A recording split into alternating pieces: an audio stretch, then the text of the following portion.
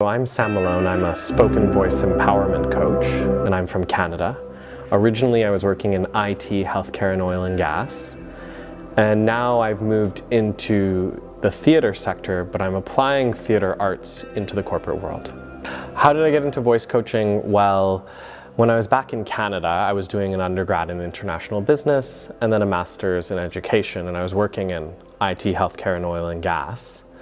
But you can also do a double major in Canada. So in my undergrad, I was doing acting courses as well, and my voice teacher became my mentor. Because where I'm from, it's relatively rural, and being LGBTQ at the time was not really cool. And so she was teaching me to alter my voice when I felt unsafe. So if I want to talk like this, I can, and change the way I move.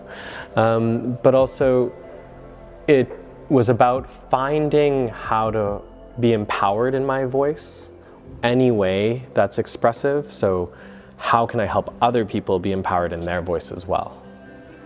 Yeah, so that's my journey into becoming a voice coach from a more corporate and healthcare sector into acting in theater, but also how can leaders take up more space and be more empowered? So how I ended up in Manchester was that I actually traveled to London to study to do my master's in voice, because the top voice school in the world is in London. So I attended that school, the Royal Central School of Speech and Drama, and became a voice teacher. And then I moved up here with my best friend to Manchester, and I actually commute between London and Manchester regularly. So I very much like Manchester. I find it very friendly. I find it a little bit smaller than London, which is nice. Sometimes London's a little bit big for me, but I enjoy both cities and I'm between them. A few years ago, I was working with a client who was in a new director role, and I was brought in by their company to help them move and speak like a leader. Because in that new role, they moved above their colleagues, and their colleagues were treating them at the same level they were before. So she wasn't being respected in her new role, and she wasn't able to ask for what she needed, so the team wasn't performing as well. So I worked with her at a very practical level, like opening up the body, opening up the voice. So we know that trauma lives in the body. And so if we hold trauma in the body, our voices get tight.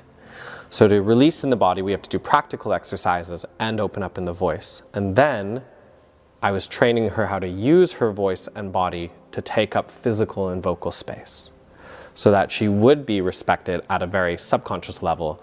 And then she started to be respected by all her colleagues, and now is moving faster and faster up the corporate ladder. Equally, I have students at drama conservatoires. When you see a first year's body, it's very tense and very tight and very insecure. By the end of the third year, they're very present with you, they're very open, they naturally command respect. They can walk into a room and people just turn their heads and look at them. They have that natural presence and are able to carry the energy of the room. So in both aspects, I'm watching the transformation of the person. Many people come to me who might be directors, who might be high level in a business, but they also are parents at home or partners to their spouses, and they just don't feel heard. Or they might literally make themselves vocally and physically small. So my tip to them would be, become aware of your body, try to relax and release. There are specific exercises we can do that. But relax in the body and try to be open and present with the people you're around, and speak to them instead of coming back in on yourself. So instead of getting worried about the consequence, be open and real and with them when you're speaking. So then moving away from what we learned as children, most children are taught that they should be small, they should be quiet, that they aren't choosing things. And now, okay, you are an adult, you know who you are, you know what you want. Stop shying away from that and be direct. It doesn't mean be mean, but be open and real and honest, and watch the tension in your body. If the tension is too much, it'll creep up into your voice, and then it'll pull the voice back in. So Manchester has a thriving theater scene. It has great international business.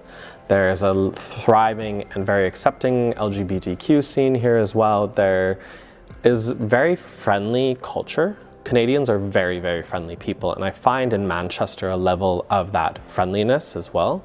So people are more likely to engage me and make those connections and meet for coffee. And as an entrepreneur, I really like how much of a community I've started to create and am involved in Manchester itself. I love Manchester. I think the people here are incredibly friendly. I love how the city center in particular is incredibly walkable, or if I'm going to the outskirts, I can go on the tram and see different parts, like whether I'm going to Chorlton or Salford. It's easily accessible, and I can go to all these communities. Everyone's so welcoming, so nice.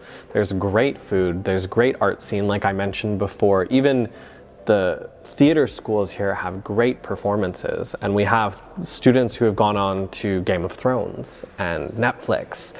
And yes, London's amazing, and I love the hustle and bustle and the worldliness and the West End and the National Theatre and all these crazy things. But I love sometimes coming home to Manchester because it feels like home. That friendly atmosphere, I can see people, I'm getting to know people, I've that sense of community. I love the Northern Quarter, where it's trendy and there's great food, whether it's East Asian or a curry, you name it. Everything in Manchester has that, and we're even getting green spaces that are being put on that people can go visit to. I love it.